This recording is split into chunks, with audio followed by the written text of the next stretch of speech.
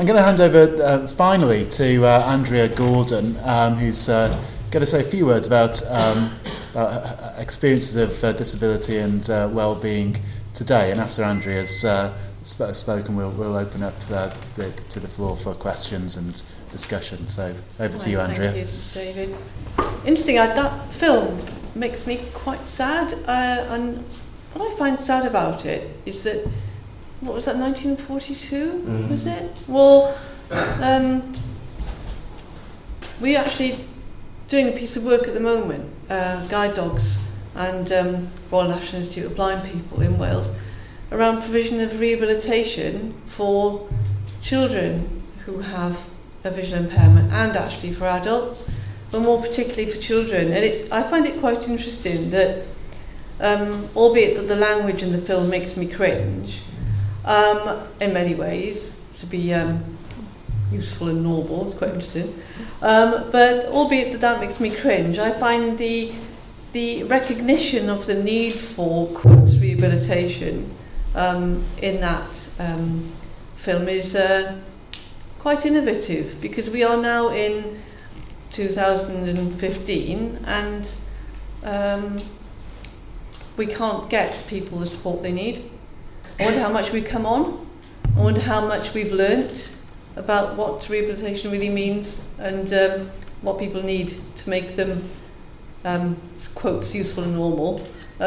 Or actually, my language would be to enable them to be fully contributing members of society. I think that's quite an interesting question. Anyway, I have no sight at all. I've been blind all my life. My grandfather was a coal miner. My dad was a motor mechanic, and I grew up in a very poor, very, I'm going to say working class, because I think that term still has some credibility, environment in Wales, household in Wales. We were very poor. We struggled immensely, and the fact that I was blind, I think, was an interesting challenge for my parents. They had no understanding of disability at all, except perhaps in the context of industrial injury, because my granddad and the people he worked with suffered themselves from accidents in the mines, and that was part of our family history. It was very much part of our understanding of what it was like to be underground. We knew that it was dangerous, and it resulted in destruction and terrible, sad consequences in people's lives. So when I acquired my vision impairment as a baby, I came as a bit of a surprise, really, to everybody. It was kind of one of those things you think, my mum and dad were like, well, actually, where did that come from? And I grew up in a situation where no one knew anything about vision impairment. It was my salvation that I was able to go to a special school. That's one way of putting it. I suppose the other way of putting it was absolutely horrendous. But hey, let's try and be positive about this. I went away to special school when I was 5. I went to a boarding school. It was for children with sight loss, and then I went to a different school when I was 11. And in the 1970s, I ended up here as an undergraduate, studying English. I did actually manage to graduate in the end. Goodness knows how, though, with the amount of alcohol I took on at the time was quite astonishing, but, there you go. I did get a degree in English, and from there I moved on to a variety of jobs first of all in the civil service.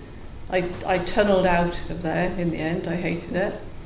I worked around training, staff training, and then I moved on to a job in Short Trust, which, pertinent to this discussion today, worked in that particular organisation at the time to enable disabled people to get employment. And I supported some of that work. And to come back to the kind of topic of tonight and what we're talking about in terms of well-being, as kind of potted history of my life, and what I think is quite important for me in picking up on the discussion, the discussions what people have talked about this evening and the discussion we're about to have.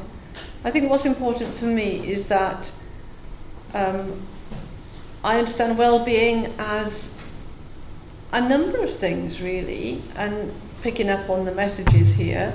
For me, it's very much about how much I can contribute. It's very much about understanding that to build my self-worth, for me, I have to be able to be, for example, mobile.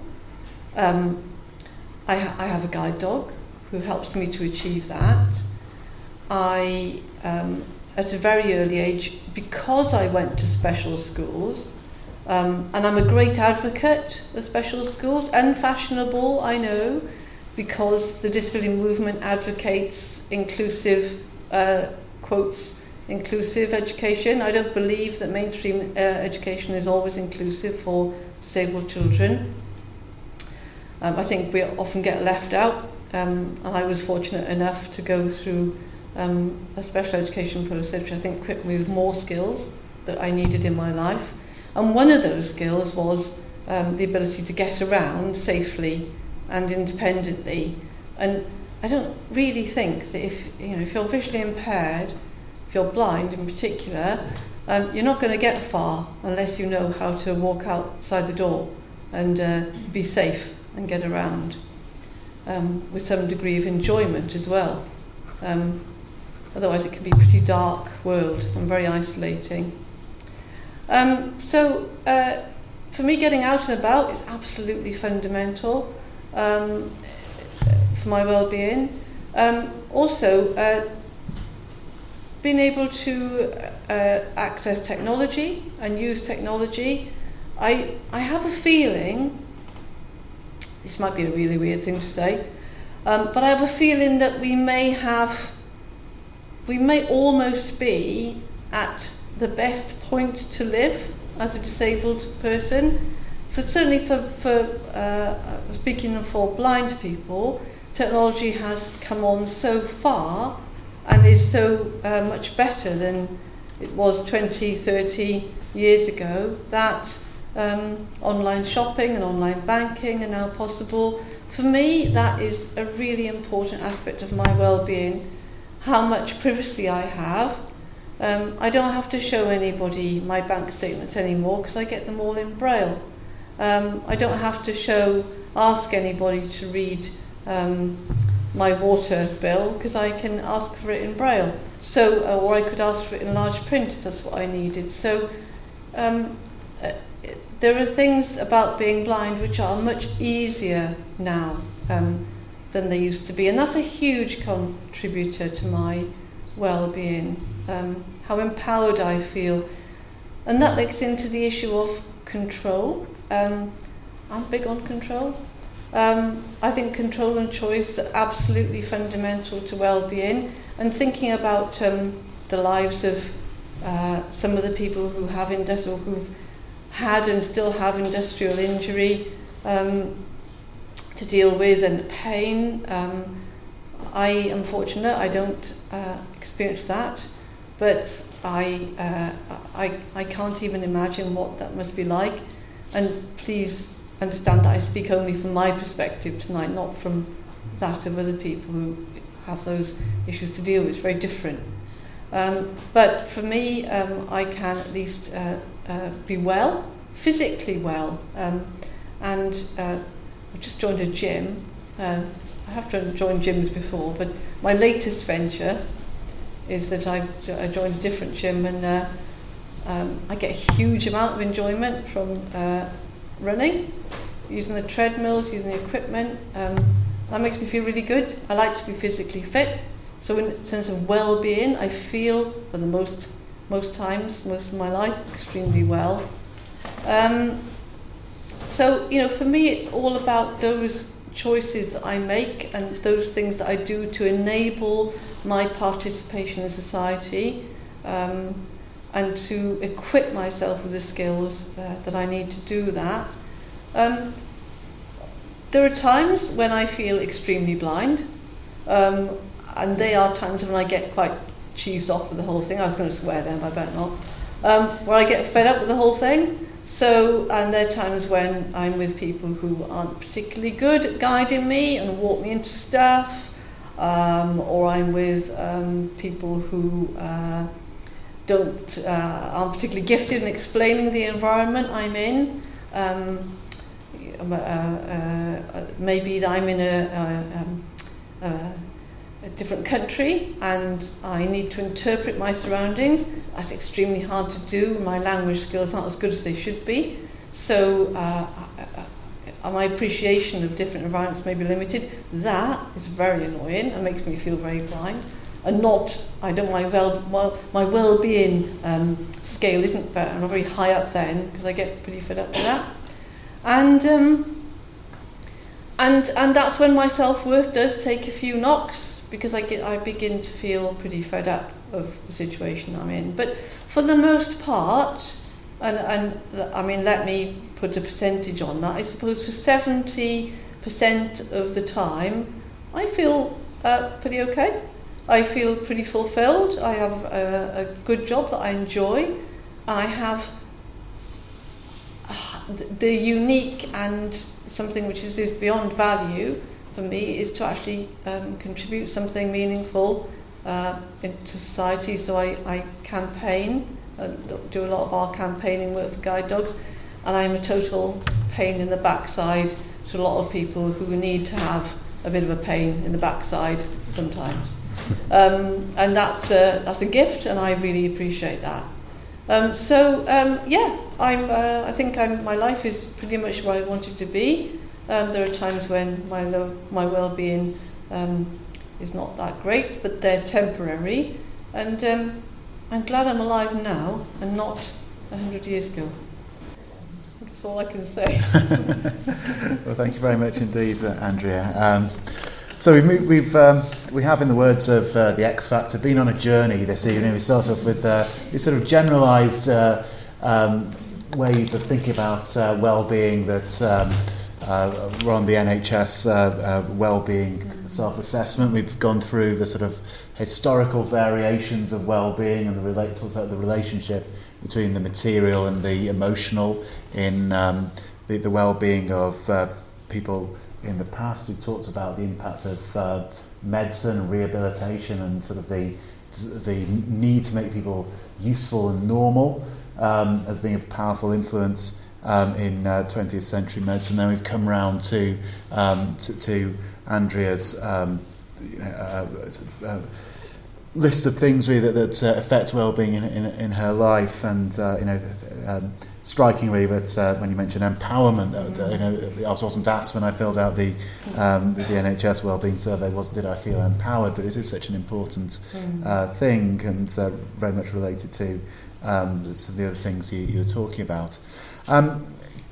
We've talked enough, so can we open the floor to discussion and any questions that you might have? I'm afraid we don't have a great deal of time because our event does finish around about 7:30. We have about 5-10 minutes for people to contribute to tonight's event. So over to you, Nathan. Unfortunately, I've left the quote that I was going to read out in the office, but I wonder about the definition of disability. My understanding of the legal definition that we're using at the moment was sort of developed in 1995, and it's been reinserted into the Equality Act, which was, I guess, 2010, something like that. Obviously, 20 years have passed since that definition was developed, and disability, there's a wide spectrum of disability.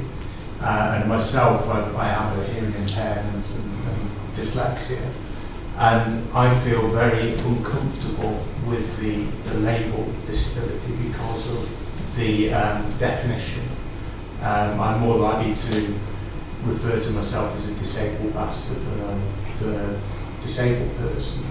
And I wondered whether there is a debate that needs to be had 20 years later to possibly review the definition. Would anyone like to comment on that, the idea that current definitions of disability are perhaps a little bit limited and don't necessarily want people to identify with? Does anyone want to respond? I can just throw in a personal perspective, if that's helpful. I think the problem is that any the definition of disability in the Disability Discrimination Act, as was 1995, has been superseded by the Equality Act now, of course, but it's I think we are tied into a legal framework in a way that perhaps gender doesn't emulate. So in terms of sometimes I try to draw comparisons between the equality issues that disabled people face and those that people from ethnic minorities and people with different sexual orientation face. And I think that unfortunately the definition we have is based on a medical perspective, but I don't know the world is ready for any other definition. I'm not sure how you would. What we have is not good, but I don't know what else we would look for, because unfortunately I do quite a lot of this work around the rights of disabled people. I'm not sure how the legal world categorises disability is quite important, and it may not be what we like, but I think there is a risk of throwing the baby out with the bathwater. Okay, thank you, Andrea. Any other comments or questions? I think maybe just adding on to think about Nathan's comment there is that we can talk about legislation and legal definitions, but we also have to think about the popular conception and representation of disabled people. And I suspect part of the problem, lots of people that might legally be defined as having a disability have a problem with accepting disability as an identity, is that disability in popular culture, in popular representation, is very often associated with dependency, and this idea that somehow disabled people are not contributing and are not sort of full members of society. Some of the issues that Andrea touched upon with her discussion of well-being. So I think when we're thinking about definitions of disability, we also must go beyond legal frameworks, because I think part of the problem is that there are popular definitions of understandings of disability that perhaps don't always square with policy definitions of disability, and the disconnect is sometimes the problem. Is that how everyday men and women on the street define disability, and that's why some people that maybe legally could be defined as disabled are reluctant to embrace a disability identity. One of the main problems that I see with it is people do not totally understand. Somebody says they're disabled, the first thing they look for is, can they walk? Can they do this? Can they do that? Well, as we all know, most of us in here have got some impairment or other. It is not always visible. No. To look at you all there, you've got glasses on, I've got glasses on. If I take them off, I can still see you, but you're a blur. Okay. I look better as a blur, don't put your glasses back in. This is perception that people have got about disability. If you can walk, are you disabled? Going back 20 years ago, if somebody said somebody's disabled, they were in a wheelchair. And that then was the definition of it. You didn't hear about people with mental health problems being classed as disabled, which they are as much as a person was unable to walk in a way, sometimes even more, because they are locked in there and they just can't get out. There are many visually impaired people who don't accept the label disabled at all. Exactly, it's what you accept as to what, trying to think how to put this. People look at you, right? And unless they actually knew you or seen you walking in with a dog, you were sitting with that, you were no different to the person sitting next to you. You don't look any different. Or maybe I'm as different as the person sitting next to me. As different, whichever way you want to put it. But again, it's the definition. You cannot see it with you until you see the dog. And a lot of people, as you say, don't class themselves as disabled or this. Right, you might class yourself as sight challenged or something like this, I don't know. There's various different ways to be done. Kirsty, did you want to say something? Well, just leading on from that then, I was just wondering how far the term disability or disabled is useful as a category, except possibly beyond the legal not particularly. Equalities Act. Sorry? Not particularly. Not particularly. I mean, I think you see, the trouble is with the equality legislation, it's just chucked everything into one bucket. So it's how it's not. There is nothing to be gained or lost. I think it's become so much an issue of individual perception identity now. I think the term has very little meaning now. Probably 10 years ago, Kirsty, it had more because of the disability rights movement, and I mean I was very much involved in the early 1990s in the campaigning for the Disability Discrimination Act. I'd argue that actually we've gone backwards since the DDA was introduced. I think we've lost ground.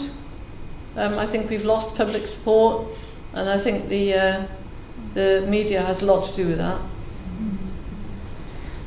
Okay. We're almost running out of time. The lady at the front, would you like to say something? I think attitude is a lot. Is your glass half full or half empty? Do you class it as what can I do or what can't I do? And the way you live your life, obviously perception of other people as well, depends on attitudes. Yeah. It's the ones who empty your glass you've got to watch, though. they're the ones you really don't want to know. Well, thank you very much. I mean, this is a great discussion. We could carry on much longer. Unfortunately, we do need to wrap things up. So, thank you very much indeed, everybody, for the contributions tonight. I'd like to thank.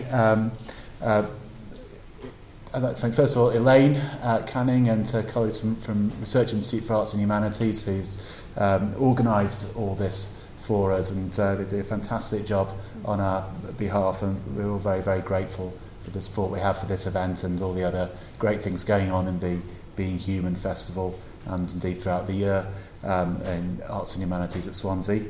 I'd also like to thank Keris for the sign language translation tonight. I'd like to thank all of our speakers for their very fascinating contributions. I'd like to thank you, the audience, for coming, and he's going to be really embarrassed, but I'll tell you at this point that I'm teaching a second year module on the history of disability, and I told my students that they should come to this event, and only one student has turned up. So well done to Zach Smart, very good effort tonight, and we'll be dealing with the others on Friday. So thank you very much again for coming. Thank you very much.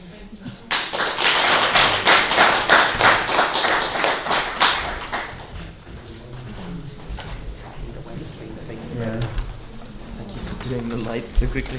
I was like, oh no. That's all right. Alex to the rescue.